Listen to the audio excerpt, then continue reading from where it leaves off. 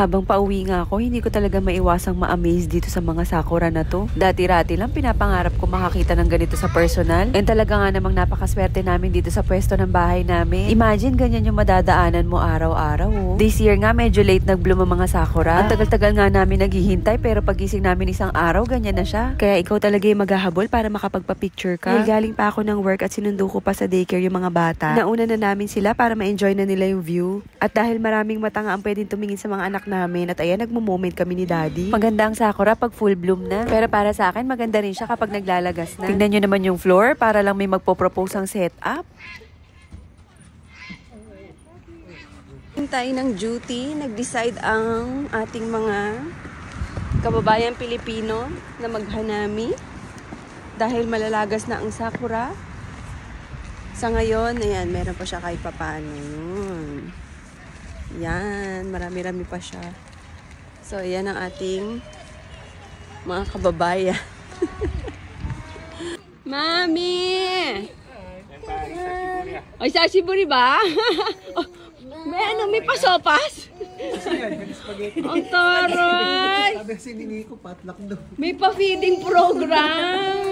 Yan na lang yung... Ang taray, duty kasi kami kaya hindi kami nakahanda. Ang taray, may takoyaki. Wow. Oh, chips dala namin.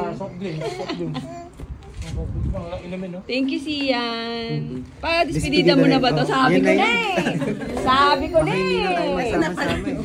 Nararamdaman ko na eh. Magre-resign na nga pala yung isang kasama namin. Kaya kailangan na sulitin yung mga ganitong pagsalo-salo. Mababawasan na naman kami ng isa. Kami kaya kailan kami makaka-uwi for good. Hindi ko naman itatanggi na talaga maganda ang Japan. Malinis at para sa akin safe din siya. Pero hindi ko rin nakikita na tatanda ako dito. Sa totoo lang, sa ngayon hindi ko nakikita dito ko pag-aaralin yung mga anak ko eh. Pero tulad nyo na lumalaban lang sa hamon ng buhay araw-araw at sa dami pa ng responsibilidad na kailangan kong gampanan, sa ngayon parang hindi pa option sa akin na mag-quit dito. Recently, ang baba na rin ng palitan ng yen. Umiiyak na talaga yung bulsa namin sa bills. Tapos lumalaki na yung dalawang anak namin. Palaki na rin ang palaki ang gastos. Maganda ang suporta nila sa bata dito. Pero hindi rin matatanggi na ang taas na nga ng bilihin ngayon. Kaya kahit kayod ka ng kayod, parang wala ka namang naiipon. Pero ngayon, sapat na sa akin yung kahit papano napupuno ako yung mga kailangan namin. Wala kaming utang. At nakakabili pa rin kami ng mga luho namin kahit paminsan-minsan. Pero gaya nga ng sabi nila, pag OFW ka, andito ang pera pero wala dito ang saya. Kaya kahit papano, nung dumami kami ng ganito, talagang ang saya-saya ko. Imagine, nung una dito, isa lang. Tapos dumating si Jason. Tapos ako. Tapos hanggang sa dumami na kami ng ganito.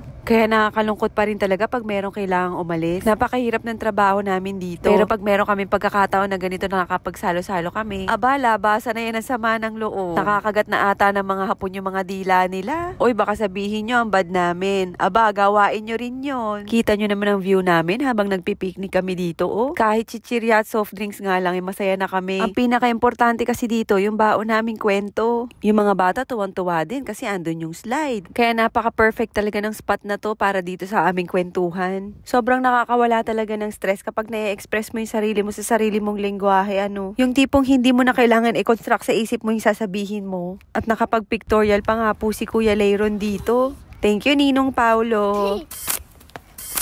Yay! Very good! First time nga pala ni Shelly makita ang sakura. Last year kasi hindi pa nagbo-bloom yung cherry blossom, umuwi muna kami ng Pilipinas. Sabi nga ni Jason, saktong ilang araw lang pagkatapos namin umuwi, nag-bloom na yung cherry blossom. Sayang nga daw dahil hindi nga namin naabutan. Alak pa naman sana namin mag-picture na family kami habang baby pa si Shelly. Lalo daw tuloy siya nalungkot. Naku, at nagdrama pa nga. Sabi ko nga ay huwag mag-alala dahil babalik pa naman kami ng Japan. Minsan nga pag sobrang pagod namin sa trabaho, gugustuhin mo na lang talagang bigla-bigla mag-resign at umuwi. Lalo na pag hindi mo makasundo yung mga kasama mo. Pero minsan pag iniisip ko, isa to sa mga bagay na mamimiss ko pag hindi na kami bumalik dito. Kaya nga pala kami nagmamadali maghanami or mag-cherry blossom viewing. Dahil ang sabi sa weather forecast ay uulan nga ngayong gabi. Kita nyo nga at super kulimlim na ng mga panahon na yan. Kaya kahit pagod kami at galing pa kami sa work, finish na namin kahit wala naman kaming preparations ng kakainin. Yung iba nakapag-prepare ng spaghetti gaya ni Sian kasi day off siya. Pero kami nagdala na lang kami ng chips at soft drinks. May machicha man lang ba habang nagkikwentuhan at ine-enjoy namin ang view. Kahit nga padilim na, iba pa rin talaga ang ganda nitong mga sakura. Nakaka-relax talaga siyang pagmasdan lalo na yung kulay niya. Hinahanap ko nga dito si Kuya kasi masyado siyang komportable sa lugar. Hindi ko na alam kung saan nagsusuot.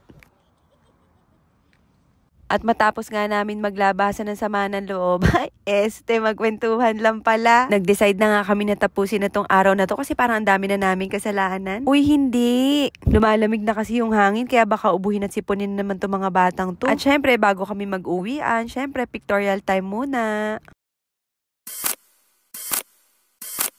See you again next year, Sakura!